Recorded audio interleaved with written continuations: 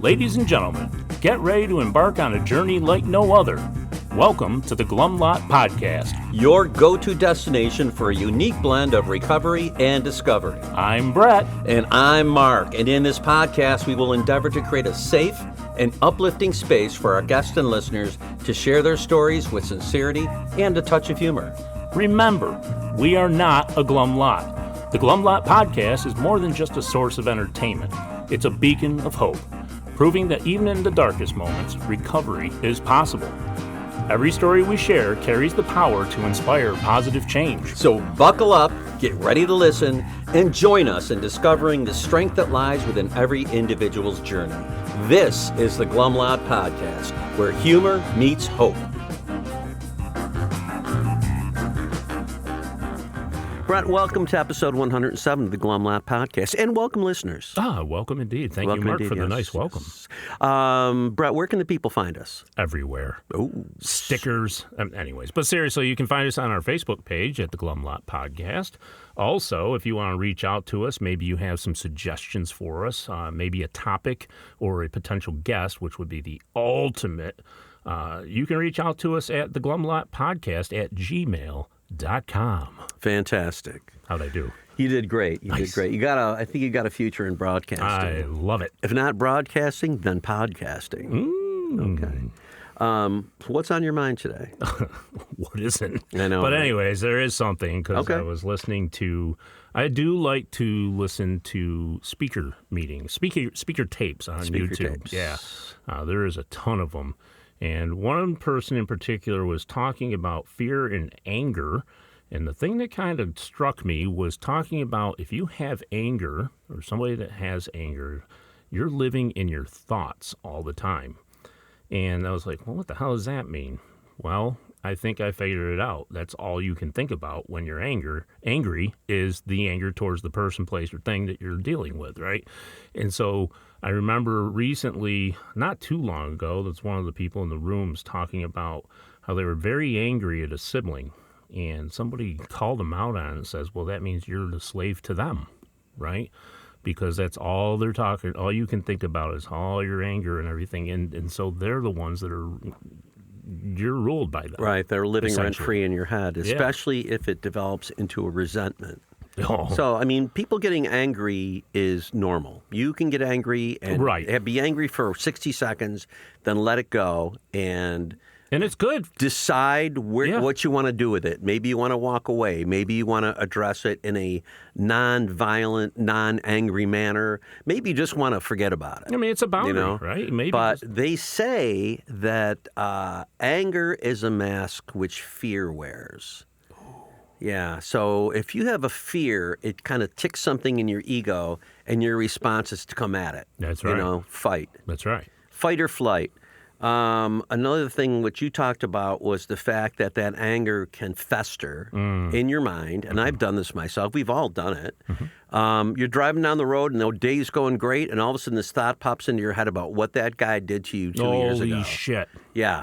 And you're like a dog with a bone. You're just gnawing and chewing, and it's moving in your mouth. And, and here's the weird thing about it that for me that I've discovered is those thoughts manifest themselves in my body as toxic feelings. And I can literally feel it in a physical sense. Oh, yeah. And a lot of us are very sensitive. Yes. And so the more sensitive we are, the more we feel it, right? And it just, like you said, I know that I am very much that way. And if it starts, I can literally, it physically affects me. Yeah. Physically affects me. You bring it into the physical realm. 100%. With thought, And so what do you do about that?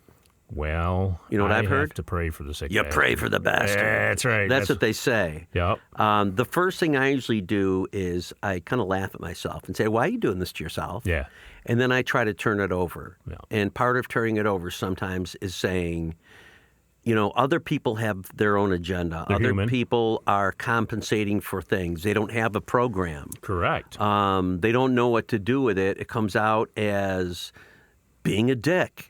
And it does. And it's really funny, but last night's meeting, there was another topic that was brought up, which was dealing with difficult people.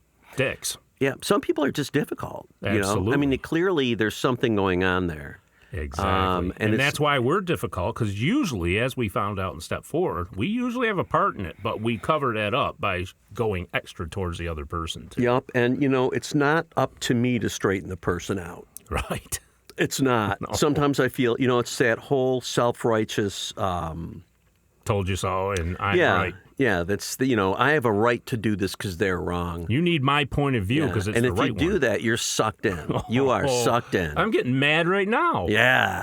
So, you got to practice the pause and letting go and walking away. And then what I do is I just minimize my contact with people like that. But I got to tell you, and this has manifested itself.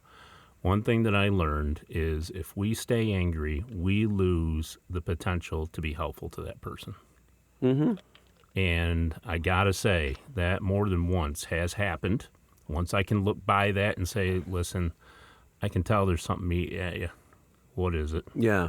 And, that, as crazy as it sounds, that has worked itself through, and then you forget all that bullshit. It can, and the thing about this program and the stops is we become aware of this in our lives, and then we can do something about it. There are a lot of people that just aren't aware of it. Right. They just go through their life that way. Yep.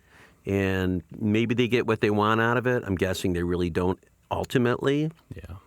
But short term, people like that think that barking is going to keep everybody at bay. Keep them away from the reality. Shit way to live, though. Sure is, man. Anyway, we have a guest today who we have known for a long time. And I don't think they're angry, so that's No, she's awesome. She's great. And actually, she's a big fan of the podcast. Absolutely, yeah. She told me that she drove to Akron quite a bit for work, and she used to go to meetings out there, and it was her way to, make the trip go by quicker.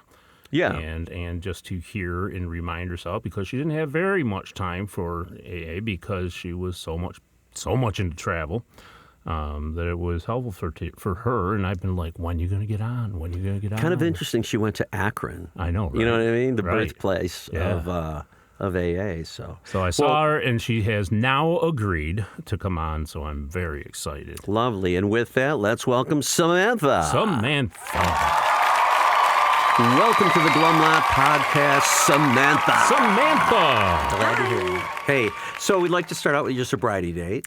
My sobriety date is December 23rd, 2013. Oh, right before Christmas. Nice. Yeah. Wow. It's a good time. Yeah, so we'd like to start out with your original experiences with drugs and or alcohol and the effects thereof when you first used. Yeah, like so all the details you can think of. Rewind it to when you were young. Okay. So still young. Oh, yeah, I'm not saying you're not young. Just saying. Yeah, young at heart. Of course. This is how this is going to go. So I think my first time using drugs and alcohol, I don't really remember the first experience I had with drugs and alcohol because, I remember as, a young girl getting my grandfather a beer from the fridge and, taking a sip. And, that's when you felt important. Yeah. Oh, of course. Do you remember your first buzz, though? No. How about first consequence? Yes. Nah, I for sure remember consequences. So I think I was in 7th or 8th grade. I was definitely drinking, using a little bit of drugs, and... Just like weed? Yeah, started by smoking weed. And I had a friend who, my parents kept liquor bottles across the cupboards in their kitchen. So all of their... it was like a buffet. Yeah, of all different varieties of liquor. And so I would crawl up on the kitchen cabinets or on the kitchen counter, and I would get liquor bottles off the cabinet, and nobody cared or was the wiser. So, the first consequence I had, I did that with a friend, and they felt suicidal. Oh, well, shit. Yeah. Damn. Real crazy. And how old are you? You're in 7th or 8th grade? Yeah, I'm 12. No, definitely not. Maybe even 13. So you got a buzz on, and you're drinking with your friend, and then I'm fine. I don't even feel like I'm drunk. They start telling you? Yeah, he went home and then called me because we had landlines. We didn't have cell phones.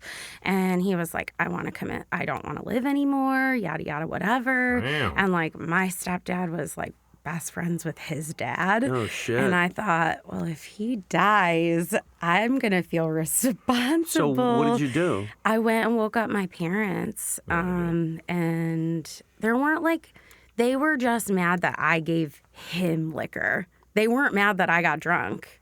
Or I don't even really know if I got drunk. My mom said she already knew. Like, she could tell by looking at my face because I was flush or whatever. But there were no consequences for me. It was more so just the mental stuff that comes with that. Right. It was. You were presented with a crisis. Yeah. And so, but crisis averted. Crisis averted. We did not remain friends, unfortunately. Was he pissed? I think his parents were more pissed. I'm not really sure. But did it just get weird between the two of you? Yeah. Yeah. But we just never spoke again. Quite literally, never spoke again. Holy shit. Well, you're the one that crawled up on the counter and got into this stuff. I mean, I would crawl up on the counter to get out liquor for my parents also. Yeah, hey, wait a minute. I mean, they'd be Lighten like, up. "Hey, Counter dweller. I don't want to get up there. Could you?" So obviously that wasn't your last time. No. So as things progressed and you're in middle school, right? Mm-hmm. Do you start hanging out with people that are drinking a little bit, smoking a little bit of weed, all that? For sure. Yeah. So from the get-go, I lived a very dichotomous life. So I was What the fuck does that mean? Oh, I lived Dual. 2 lives, man. The duality of man and woman.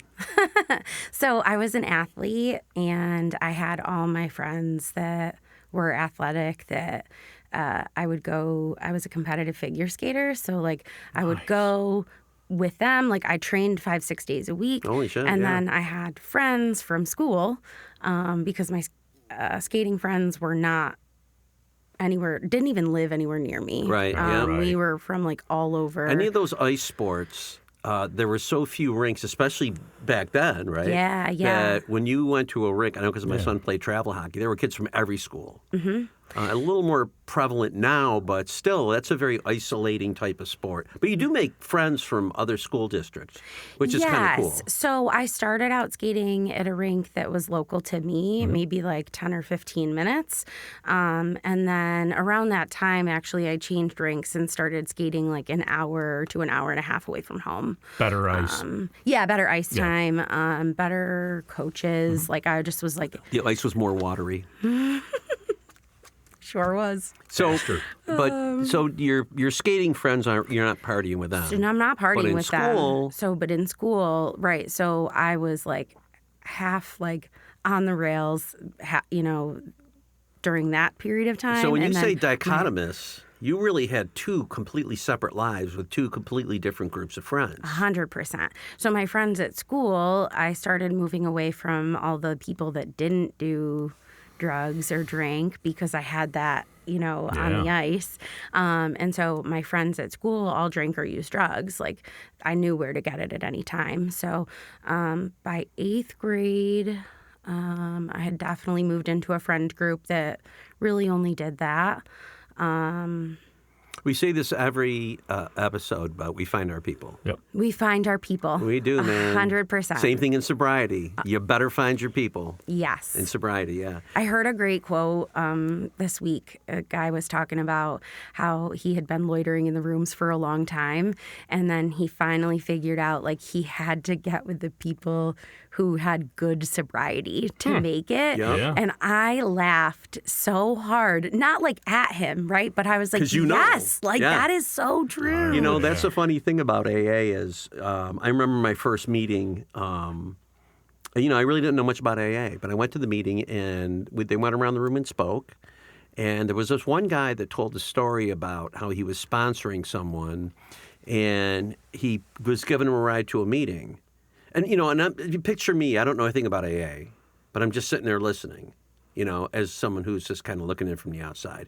And he goes, I picked this kid up to take him to a meeting. I stopped at a convenience store to run and get a soda before the meeting. I come back out, my car's gone. Kid stole this car. Everybody starts laughing. And I'm like, what the fuck is everybody laughing about? You know what I mean? And then the next kid raises his hand. I'm so-and-so, I'm an alcoholic, and I'm the person that stole this car. And everybody, lost it. And I'm thinking to myself, it's These kind are my of cool people. that they're laughing about this because I get it. You know what I mean? And I also get the point that somebody steals your car and here you are hanging out with them. Yeah, right. Like that's just kind of okay. You know what I mean?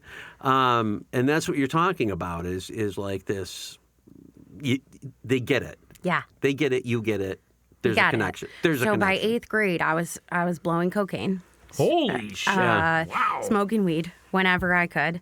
At 13, I went to a restaurant that my parents used to go to on a regular basis. We all used to go to.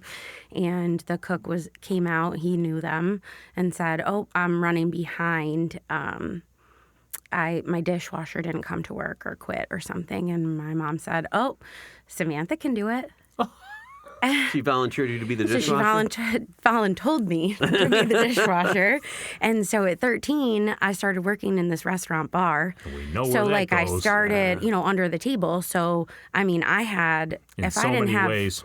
access at home, like I had plenty of access there. Yeah. So I would wash dishes. I learned how to bar back. I learned how to waitress. Like I learned how to hustle really hard at like 13. And for a like, kid of 13 to have that kind of cash. Yeah, seriously. oh, for sure. Which is Crazy. why, like, it wasn't. And I had easy access to cigarettes because the guy who owned the bar and then the head chef or whatever would buy cartons of cigarettes and stash them on, like, on this wall, like, of shelving.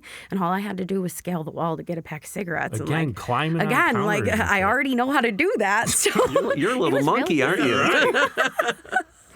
And yeah. so, and that business is notorious for drugs and alcohol. Yeah, they could give a shit. I mean, no one was paying attention to me. I was 13 years old. The only people paying attention to me were the creepy old men. Yeah. Right? That Yeah. like were like, Yeah. oh, hey. So, No. does your access and your usage increase? Yes. So, there was a couple people there that had the hookup. I was always told, like, if you wanted, it wasn't told to me specifically. However, it was always alluded to, if you want to, skinny people do cocaine. Oh, And I was sure. like, oh, I want to be skinny. Right? Like, I was always a little, like, on the heavier side, but not, like, super heavy. And I was like, well, I want to be skinny. It's a diet drug. It's a diet drug. That's what truly, like, that's what I always heard my mom say. Like, she never did drugs, but, like, I always heard her talking about that kind of stuff. Or, like, oh, so-and-so does this, and that's how they're so skinny. Or, you know what I mean? Like, always right, making, like, right. snarky comments. And she would always make snarky comments about me. And so I was like, okay, well, Right. Cool. All you need is a little justification, and we'll do the rest. 100%. Now, the buzz that you got off of alcohol and or cocaine or whatever, do you remember, like, falling in love with it? Or no? Or wasn't it like that when you were young? No. So I only binge used or binge drank, like, for a long time. Like, for most of my using and drinking career, I really only binge drank or used. So, like, I would be like, okay, let's go, we'll party for a couple of days or we'll party for the weekend. And then I have to go back to my responsibilities. But you would go hard. But I would go hard. Yeah. Blackout? So in high school, my friends had blackout or get the fuck out parties. Oh. Oh. So now I'm Interesting. Yeah. terrified about my children. I know. Now I'm thinking about my teenage my girls. And I'm like, God. holy shit. I know. So yeah, I mean, I started dating a boy from another school. He eventually got asked to go to the alternative school for the kids that were not so great. Yeah, Troubled. yes, He was a troubled youth. Yeah. Yeah, and so Seems to we be had a friends. recurring theme. Yeah, 100%. So, like, again, I'm still living this dichotomous life. So, like, when I'm with those people, like, I go hard. Like, because for the most part, I can't do that with my other friends. Yeah, definitely not. No. At some point, did your skating friends and or athletic friends fall off? Yeah, but not until I was 18 and I couldn't skate anymore. So Okay. when I was 17 or around the time I was 17, I sustained like a massive hip injury. And I was just in constant chronic pain. And ironically, I was never drug seeking with yeah, that pain. yeah. I truly just wanted to get better. And no one was taking me seriously. No one took me seriously actually until like a couple years ago. And I would just show up to doctors like, I'm in so much pain, like I can't handle it. And I have a high pain threshold, but like there were days where my hips would lock and I couldn't get out of bed to go to school. Like I got stuck in my car once and had to call 911 because my hips couldn't, like I physically could not get out of my car. Did they prescribe you painkillers? No, I didn't want them because Okay. it wasn't about that. I wanted to find the solution. Just to get better. Yeah, I just wanted to get better. So like I had nerve blocks and then I stopped going to the doctor. Like I had injections, things like that. And yeah, and then I stopped skating. So like all those friends did eventually fall off. And I mean, I think that they knew I had a hard life or I was like in the weeds anyways. There was another Samantha. Yeah, and at that point, it kind of became pretty evident, right? Dr. Samantha and Mrs. Hyde. Yeah. Literally. So yeah. you do graduate from high school. Yep, I did graduate from high school. I went to college. What was college like for you? Because that often is a point at which the guardrails come down, you're on your own, away from home, and drinking culture is big. Yeah, college was terrible. Not for the drinking aspect. I learned that I had severe anxiety. Oh, okay. And I had no idea until that point.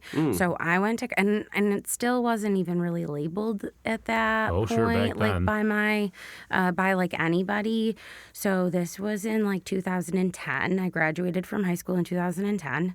And then I went to college locally. So you're living at home and going to school? No. So I moved out of my parents' house early, like maybe like right after graduation. Like Okay. the second I could, I moved out. Like I had a very tumultuous relationship with my mom. Did it have anything to do with the drug and alcohol use, or it was just a parent-child conflict? I would say it's a parent-child conflict Okay. because we're actually no contact today. And that's my decision. Yep. So I moved out. Life wasn't great there. I moved out and lived with my boyfriend at the time. And then when college came, I graduated high school also with my license to cut hair. So like I also hustled hard. Like that was the only way I made it through high school because I burned a lot of bridges in high school. Okay. Like I also slept with people's boyfriends and used a lot of drugs. And You were trouble, honey. I was trouble, unfortunately.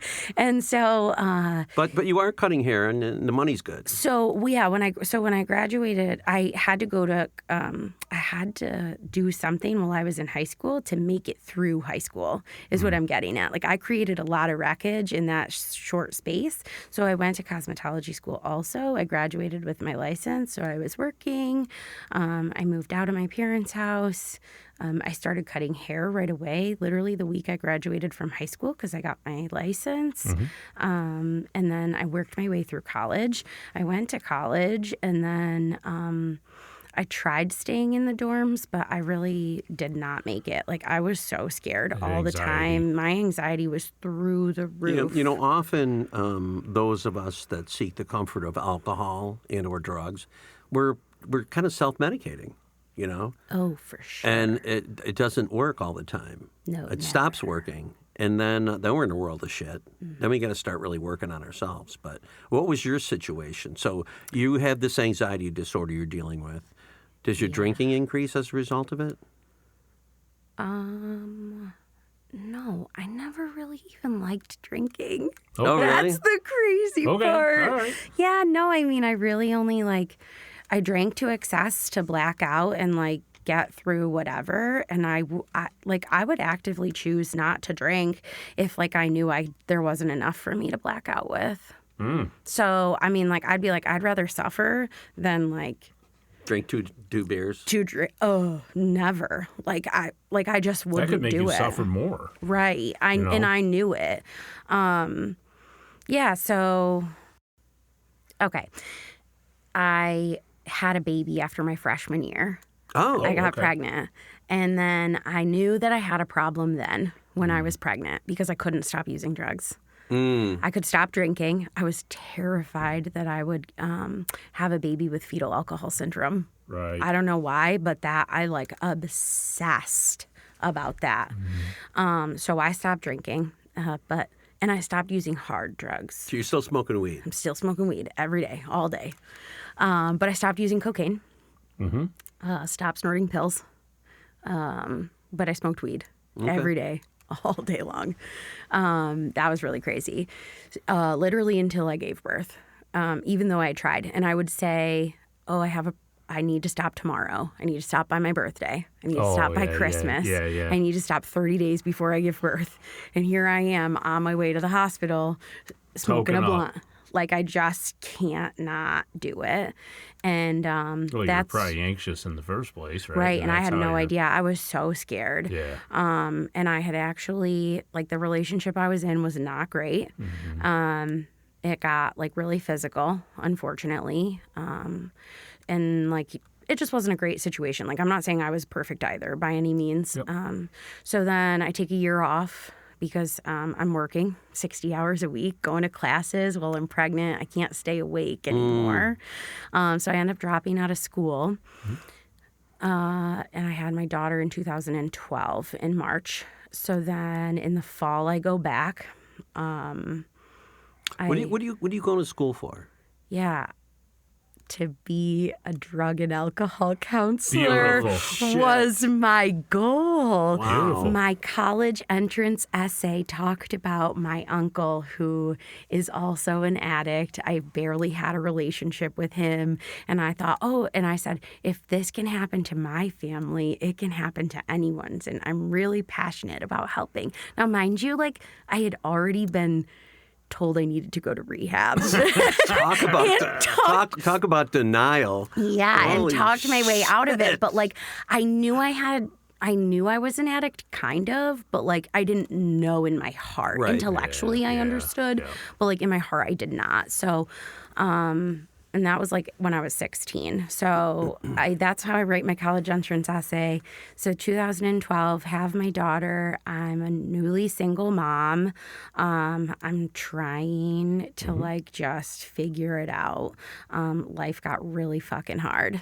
And you're on your own, right? I'm on my own. Yep. I live on my own for the most part. At one point, I figure out, like, I can't afford my bills anymore. I had to leave the relationship I was in. So I like, could not. I realized, like, he left me in a ton of debt. Like, I would give him money for, like, bills and stuff because I was the only one working, and he would use it for drugs. And then so, like, when I kicked him out, I was like, I got all these bills for, like, thousands of dollars. And I was like, oh, shit.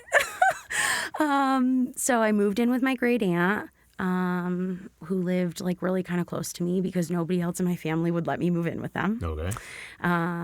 And yeah, I stayed there for a couple months until I met a guy. But life got really low, right? Like, I didn't just use drugs. I was drinking pretty heavily then also. So I started picking that up more consistently, going out to bars, hanging out with friends because I was 21. Like, or maybe it was, like, right before I turned 21, but I had a fake ID. And, like, I went to college, so, like, nobody really even questioned that. Yeah, and you're young to be in this, such a situation. Yeah. Very complicated situation. Very. And you're 20. Yep. You know, holy shit. Yeah, so, like, life got really lifey then. I end up sleeping with people for money because, like, I'm working, but, like, I'm not making enough money. So I start doing that. Yeah. You know, I'm just trying to, like, get by and support my habits, but also, like, support my kid, go to college. I'm working. Like, I'm doing, like, I'm busy 24/7. And that actually still stays true today, right? Busy 24/7.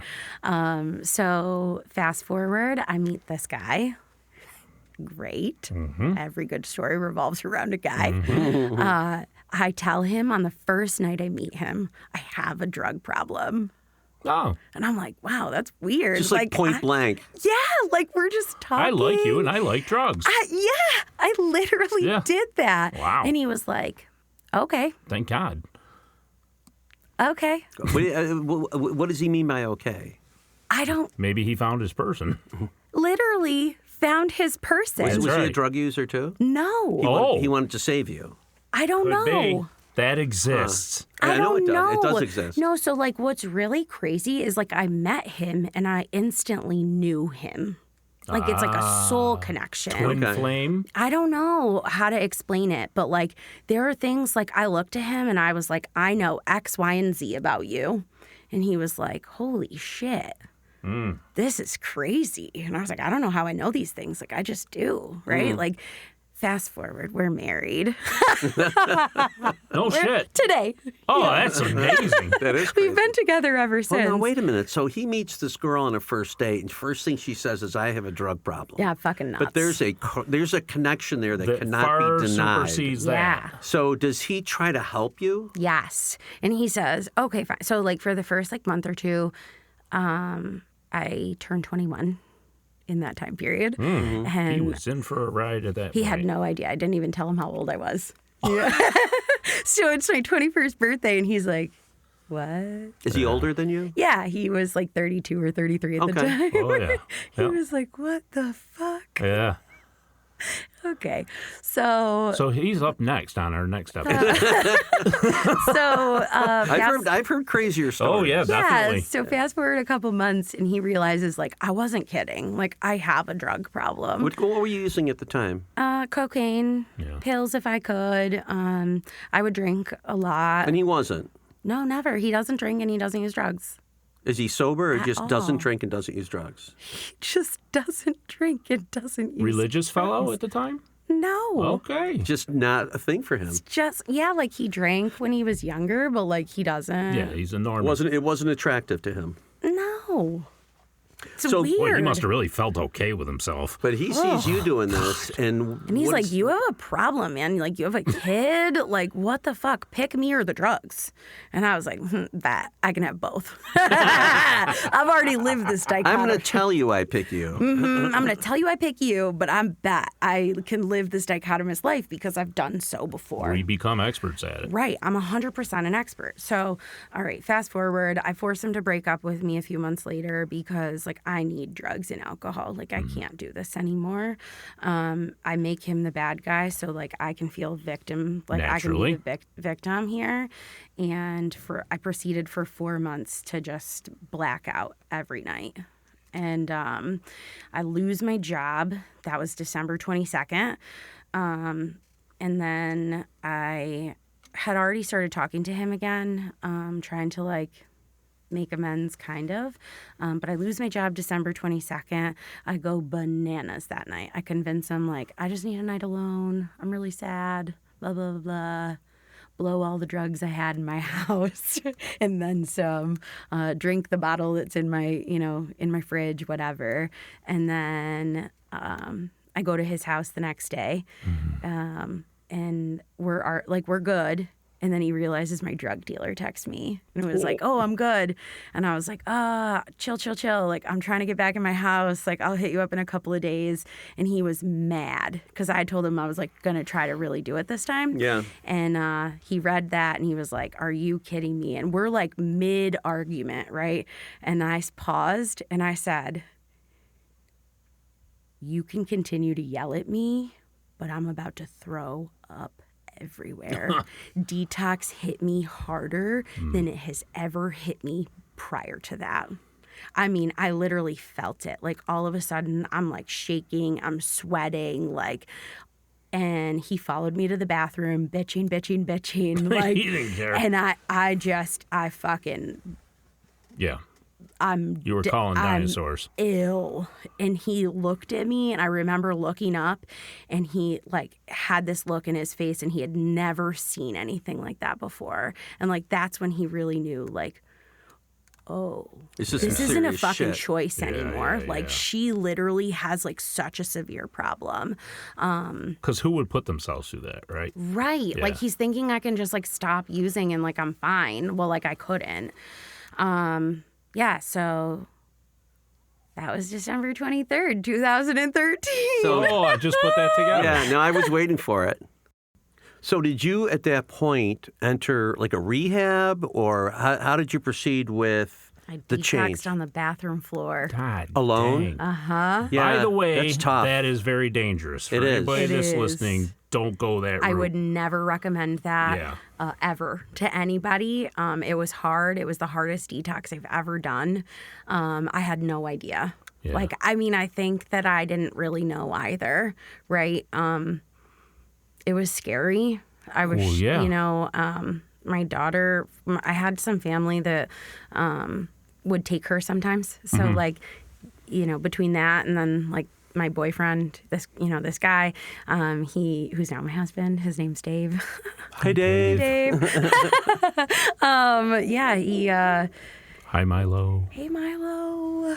So you detox in the bathroom. How long does that go for? And you have nothing to help you. You don't have any kind of Valium taper. Nope. Nothing. You're just sick. Yeah, I'm sick. And guess what? I go to Christmas. You 2 went to days Christmas. at my parents' house. Are you still sick at that point? 100%. I'm throwing up in their bathroom. My mother-in-law had to drive me. She wasn't my mother-in-law then, but like, you know. Now, are you detoxing from alcohol and cocaine? Yeah. Okay. All of it. And marijuana and pills. Like, I mean, truly. And I think that I had something, you know, within that same week that was laced also. I don't know be. what it was laced with. Like, I know because I had a different experience the week that I detoxed. Like, somebody actually drugged me. Like opiates, fentanyl, whatever? Yeah, Something I don't know. fucked up, right? I blacked out. I came to, and I was in a not great situation. So did you, at that point, pursue any kind of rehabilitation through AA or? Medical help? Oh, so what I didn't mention is in college, I went to because I was a psych major, I went to the chair of the department and I wanted to talk about classes. And she said, I was in her office for 5 minutes and she said, Samantha, I know that I just met you, but you need help. Oh. And so from there, that was shortly after I met, you know, my boyfriend. So like January, February of like 2013. And so I started going to the counseling center at the college and working with a drug and alcohol counselor there and going to like group meetings, very similar to like what AA is. So you had some experience with recovery. Well, Just never really followed through on it, right? Yeah, right. Like I had no long term. I mean, like I would get like a week or two and then I'd be like. So at this point, Christmas, are you thinking, I've got to pursue this? So I didn't really know. Like I was just in a fog. I get to Christmas at my mom's. I make it 30 minutes before I'm kicked out. Oh. well, I imagine it's kind of a scene. Oh, I make a scene and then some. Yeah. I mean, I felt so bad. My daughter's like 1, right? 1.5. Like she's having a blast and I'm just rip-roaring. Sick. I'm sick. I'm miserable. And I'm creating a warpath, right? Because like I was so intolerable. You know, my mom and stepdad said, get the fuck out of my house. Yeah. And so I had to call for a ride because I didn't drive myself there because I was so sick. So on Christmas, you know, my boyfriend drove like 40 minutes to come get me one way, picked me up, loaded me up in the car, and I just... Dave, you are incredible. So do you, at this point, think about active recovery? No, I just know like I'm trying to get through the next day. Like I'm just trying to get through today. Like I'm not even really thinking about long-term recovery. And so then I have this like moment of clarity sometime in this process, like over the course of that like week. And like I get a God shot that says like, if you want to be sober, you have to stop drinking. So like I knew drugs were my problem. There was no question about that. But I get this shot that like says, if you want to give this an actual chance, you have to stop drinking too. And I was like, oh, that's crazy. Right. What? So did you up to this point not feel that alcohol was the problem? No. No, But not it was at the all. mechanism that led to the rest. But I definitely always got led to drugs when I drank alcohol. Drugs didn't lead me to alcohol every time, but alcohol led me to drugs every time. There was no doubt about that. Okay. So what do you do? So I tell Dave. And he didn't know or understand, and I don't think that I really did either. But I said, I don't know, something's telling me that I need to not drink either. I'm not gonna drink anymore. Mm-hmm. And he was like, okay, I support you. What do you need from me? And I was like, keep me away from the alcohol. I don't know. Right. I don't know. I'm just winging it. So we're on Christmas break from school. And as soon as Christmas break or the next semester starts, I go back to the counseling center, start working with my therapist at the time, and I'm just a mess. I think it took me weeks to detox. I was in a cloud the whole time. Sure. Well, there's the physical detox, but then there's the psychological, emotional detox that who knows how long that takes. You've been living a certain way for so long. Right. So, I don't know, but what I do know is I started feeling the effects of sobriety immediately. I started going to class. I was always going to class, but I was on an academic probation kind of thing. My first semester sober, I made the dean's list. I got a 3.9 GPA. Amazing. I was like, oh my God, I'm really smart. I didn't even know. Remove drugs and alcohol, and I can accomplish things. And actually, I retained the information. What? That is no crazy. way. So what led you into the rooms of AA? So my therapist said, I graduated from college. Nice. And my therapist, I had to change therapists because that one was at the school. My new therapist, and I had been dabbling in meetings. I had white knuckle meetings. So I'd go maybe once every 3 weeks between the meeting at school and then, AA. And I didn't understand. I was truly just white knuckling life. I graduate from college a year later. Did you graduate with a degree in drug and alcohol counseling? No, I graduated with a degree in psychology, and then I minored in criminology.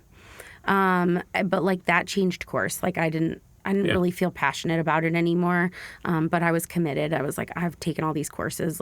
I need to at least finish. Yeah. Yeah. I needed to feel like I accomplished something. So I did that. I changed therapists because I graduated from college. My new therapist actually was a guy who knew me from my childhood and validated all the things that I didn't know I need validated. He was a dad of one of my friends when I was in elementary school. Wow.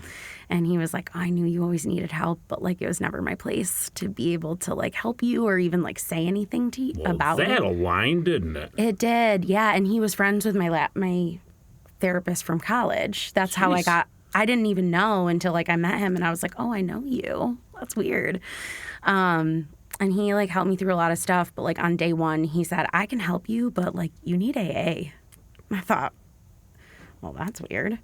I've been to AA before so again, as I'm doing these things with the therapist in college, I met this speaker, and she actually was on the podcast. Nice. And she doesn't go to AA, right? But she talked about getting sober, doing this year-long recovery thing, really finding God. I'm listening to her. She's telling part of my story, and I'm sobbing. I'm a couple months sober at this point.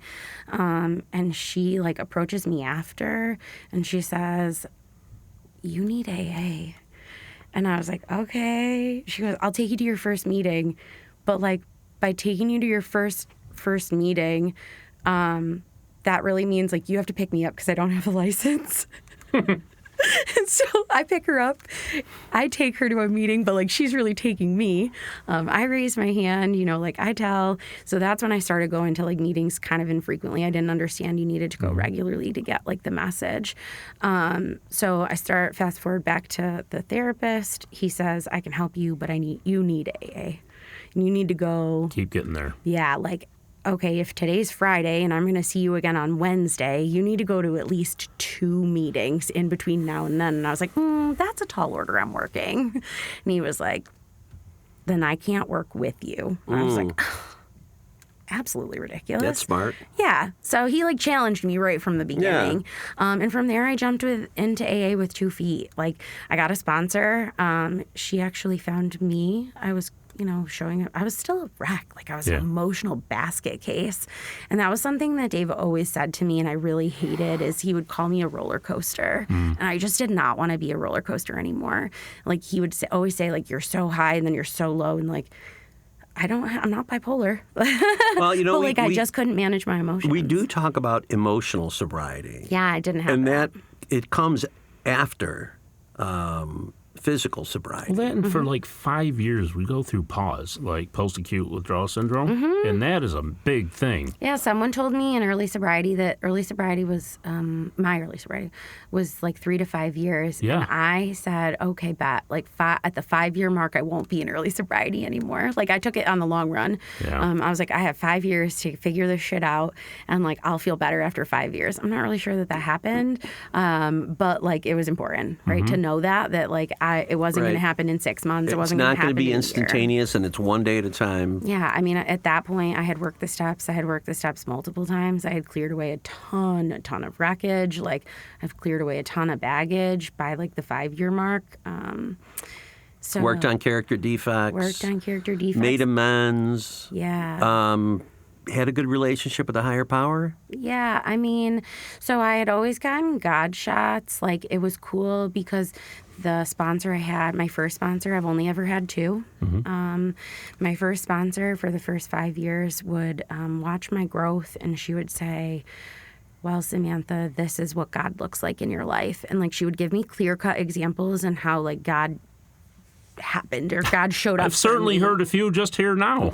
Yeah. And I needed that because I didn't understand. So the big book of alcoholics. We aren't looking for it, right? We don't know what it looks like until much later. Well, some people have a really intense spiritual experience, and like that is not mine. No, I was a creeper too. So that's actually the norm. The big book of Alcoholics Anonymous talks about the educational variety, and that's in the back of the, in the appendix. And that is my experience. I needed physical acts of, like, I needed things to show up and show me. And that's true today, right? Like, I can look back and, for the last year of my life, year 11 of sobriety was the hardest year of my entire life. And I've been showing up to meetings for a year saying, I'm in a shit spot. Yeah. I'm so scared. Like, I don't know what to do. Sobriety has offered me some really cool opportunities, right? Because I keep showing up for Alcoholics Anonymous, and Alcoholics Anonymous shows up for me.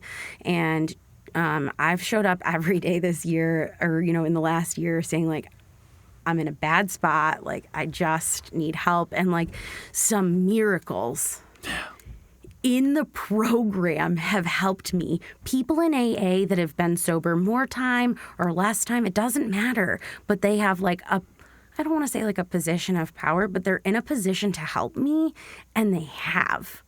And like at the beginning, I would say, so in June of 2025, I was looking at $500,000 worth of debt. Yeah.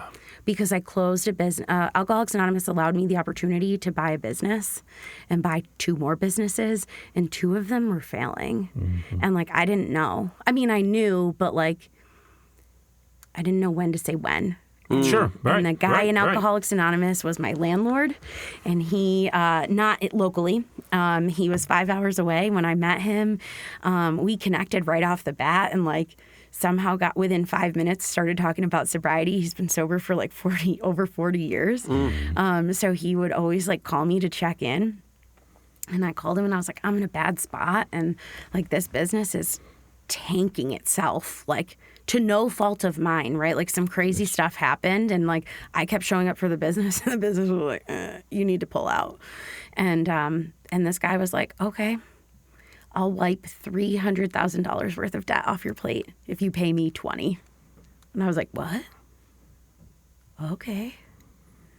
Deal. I was like, he's like, but you can't go back on it. And I was like, you can't change your mind. And I said, okay. Right, that's the opportunity. That's the opportunity, right? Like, I don't know these things. God shows up for me. Yeah. So, like, in that moment, I was like, this is crazy. I called my sponsor, and she's like, Samantha, this is a God moment. I'm like, oh, yeah, right.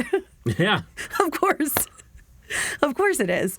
So things like that keep happening to me, and like that strengthens my connection with a higher power. Sure. Have you worked with other people? Have you Yeah. sponsored other women? And Yep. So that's also a big part of my story too. Yeah. I didn't feel equipped for the longest time, and I refused to sponsor somebody until Common. I was at least 4 or 5 years sober. Yep. I had worked the steps multiple times at that point, and my sponsor at the time said, shit or get off the pot, basically. Like, she put somebody in my life. Good for her. She didn't give me a choice. It wasn't a great experience my first time, but whatever. It got my feet wet. I have several sponsees today. That's where I find my sweet spot. I do like sitting on committees because I have a knack for remembering things and not even following the rules, but knowing the ins and outs of organizations and reading the boring documents that nobody else likes to read. weren't you pretty involved in the young people's? Yep, and I Yeah. came back to it. So that changed my sobriety at year 5. That was incredible. Maybe 4 or 5. I was a couple years in, and that changed my sobriety altogether. I had never made friends my own age before. I had only ever hung out with older women, women who were 20, 30 years sober. Definitely older than my mom, because I needed to experience dignity and grace and what that looked like and how to live as an adult, function as a parent. And then someone had suggested the young people's meeting, so I started showing up there. I started showing up to the young people's committee, and that's that really changed my sobriety, changed my life. Service work, yeah. Not just service work, but making friends my own age, that people in recovery who are also serious about this stuff. And I did that until, business took me away for about 2 years. I just didn't have the time commitment. And, because you can supplement drugs and alcohol with work. Or a million other Or a things. million Did other everybody hear things. that? My sponsee, are you listening? But anyway, Yeah, so you can supplement Yeah. that with work and all the other stuff. keeping way too busy. Yeah, and just keeping busy. And at some point, I'm in a phase right now where I'm relearning how to live. And what I'm getting back to is back to basics. Not just working the steps again. I worked them twice in 2025. I'm not kidding you. I had to really knuckle down on my sobriety, and making meetings count. I was really struggling. So I worked the steps twice in 2025. And then I started going to the Young People's Committee meetings again. They were awarded the conference to come to our area, which had never happened before. So that was a really cool So this is a statewide thing, and it's big, and a lot of people come. Yeah. Right? It's a big event. It's a big weekend. event. It's a whole weekend. It's a whole weekend. Yep. It's a 3-day event, and I'm the co-chair of the committee this year. Yeah. Very nice. Yeah, so that's a lot of fun. It's pretty huge. I've been of service before. I have definitely struggled with balance, right? Yeah, because I hear that. pre-pandemic, I sat on 5 committees at the same time, not just the Young People's Committee, but our local intergroup. I sat on their treatment committee, and wherever they needed me, I secretaried for 3 committees at the same time, and then participated in others. So, AA can also take over my life, and I'm really working now to find the balance. Ah, so that's huge. Working It's hard. Balance is huge. Yeah, working on my own program, being of service, and then also my family life and my work life. So I'm not great at it. Me either. I falter heavy, but I at least have aspects of all 3 in all the areas of my life. They might not be in a space where most people manage them, but I at least have equal contributing parts of all 3, or all areas. Yeah. Plus, it's about that balance is about progress, not perfection, right? Right. So as long as you're 100%. moving towards a better balance, Yeah. then you're doing the deal. Yeah, I Right. go to meetings regularly. I started going to meetings at 7:30 in the morning because night meetings are hard. They take away from my family time.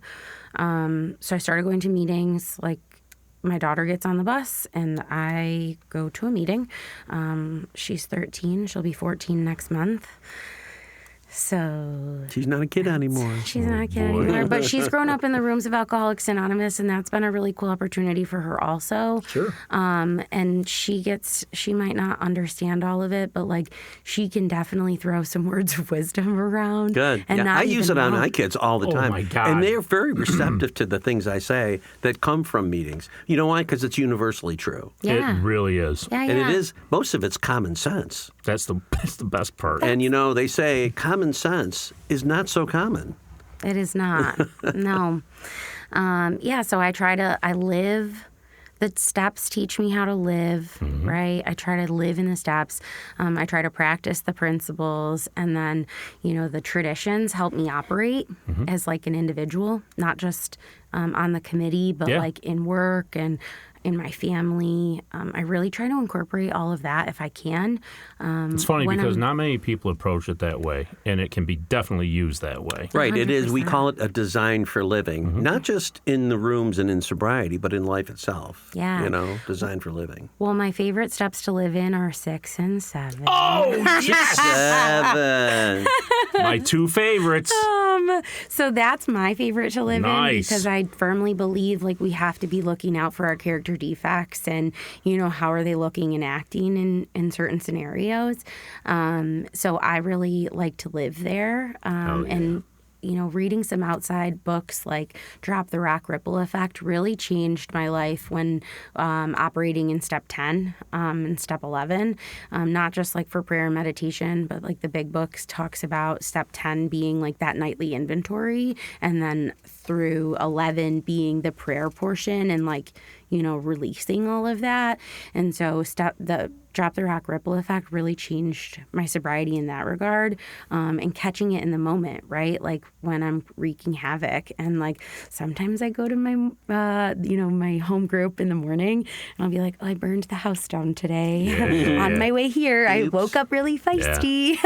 And like that's not cool, but I'm working like to be better at like not doing that. Those two books were huge in mine too. Drop the Rock was 6 and 7, right? Yep. And the other you just said is 10 and 11. But especially what really made me connect is that introduction to that book, the story, right? And, oh my gosh, when with the the hand swimming. of AA, come join us on the book, and I was just like, that's what an AA meeting really kind of is, isn't it? Yeah, like you're and the thinking fellowship. yourself, yeah, right? And they're here with their hands wide open. Come join us, right? I had no concept that I was my own rock.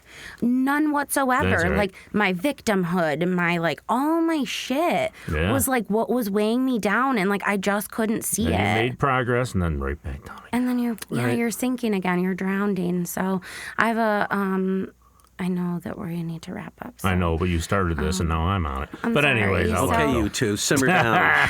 I know, but I'm really passionate about it. So I have a sponsor today. I've had her for about 7 years. She teaches me how to, we talk a lot about the traditions and the concepts of Alcoholics Anonymous. That's really important because that's important for like committee stuff. But that's how I try to like really live. She gives me real world examples and like in and out of the rooms. And she's got a husband in AA. They met in the YPOC community, the young people's community, not locally in this state, but like in a different part of the state. They got married and had a few kids, moved up here. Like she started working with me as a sponsee like about 7 years ago. So we talk a lot about like, she always asks when I call her weekly, if we don't talk more than that, what does my prayer life look like? What does meditation look like? And am I helping others? And like keeping that in the forefront of my brain, right? Like, that's your emotional sobriety That's part. my emotional sobriety. And like that's what I really value is the stability. It turns our chaos into order. Yeah. I think that's why they call it a design for living. Yes. Well, Samantha, thank you so much. Thanks. For sharing with us. Thanks for having me. Hey. Finally. Yeah. So well, I've been avoiding you for a really long time. I know. I do want to can I give you a fun fact? Oh, sure. So I was traveling for work for 2.5 years. Yeah. And every week I was driving 5 hours one way in the morning. And I would go, and it was the birthplace of Alcoholics Anonymous. Akron. And I was not connected to meetings there. I hated them. Oh. Yeah, there's nothing wrong with them. It was The home 100. of Dr. Bob. It was 100% me. Like, the people were great. They were lovely. They were welcoming. But I was like, this is not my home. Like, I was just doing it begrudgingly. And so then, but like, I've known you a long time, right? Oh, yeah. And I've known you. For a little bit. Since bit. day one. Literally since day when you sat next to me at your first meeting. Oh, I didn't know that. Yeah. Oh, wow. He came in for his first meeting and he sat right next to me. And I was like, oh, man, I don't like to sit next to anybody. Well, But anyways, but he was there and it's whatever. So anyways, what I'm getting at is that I was really struggling being away, whatever, for days at a time. A lot of windshield time. And I would listen to the Glum Lot podcast. Oh, fantastic. And like your voices, because I've known you guys. They are beautiful. Really, Sexy sometimes, people say. really grounded me to home. Oh, that's awesome. Thank you. Yeah. Like, And now your voice will ground someone, too. yikes. You're part of the family now, honey. It is true. Oh, good. You're part of the family for life now. Oh, perfect. But anyway, Well, thanks for having me. till next time on the Glum Lot Glodcast. I'm Mark. I'm Brett. And I'm Samantha.